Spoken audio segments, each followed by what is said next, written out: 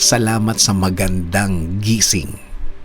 Panginoon, maraming salamat sa bagong araw. Maraming salamat sa bagong pag-asa na nasa aking puso ngayon. Maraming salamat sa magandang gising na iniregalo mo sa akin ngayon. Salamat sa bagong araw na ibinigay mo sa akin ngayon. Alam kong mararamdaman ko na naman ang iyong guidance sa aking buhay. Maraming salamat sa mga instructions na natanggap ko sa aking puso.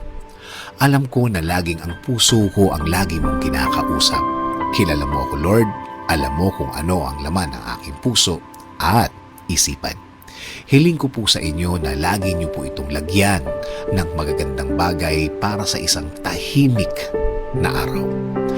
Alam ko din, Lord, na patuloy mo akong aalagaan.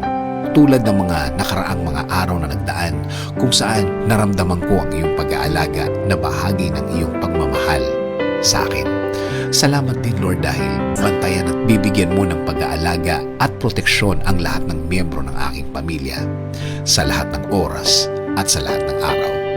Oo, may mga problema din akong mararanasan pero sa blessings niyo pa rin ako magfo-focus hanggang sa matapos ang aking araw ngayon. At tulad kahapon at noong mga nakaraang mga araw, I know that you will provide for me. I know that you will take care of me. I know things will be better and okay compared yesterday, Lord.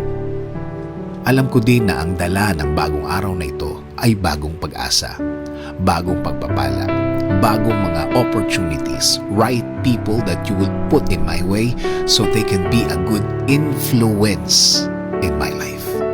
Salamat din, Lord, sa mga bagong bagay na aking matututunan sa araw na ito. Alam kong patuloy mo akong bibigyan ng mga bagay at aral na makakatulong sa aking pagkatao.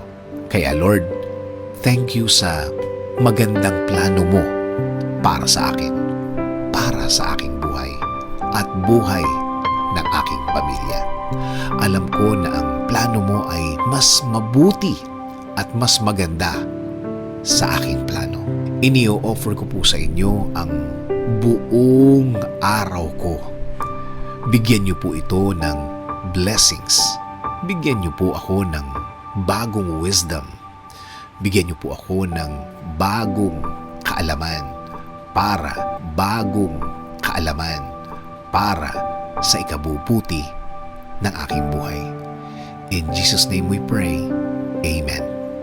Sabi nga sa Jeremiah 29:11, "For I know the plans I have for you, declares the Lord, plans for welfare and not for evil, to give you a future and a hope."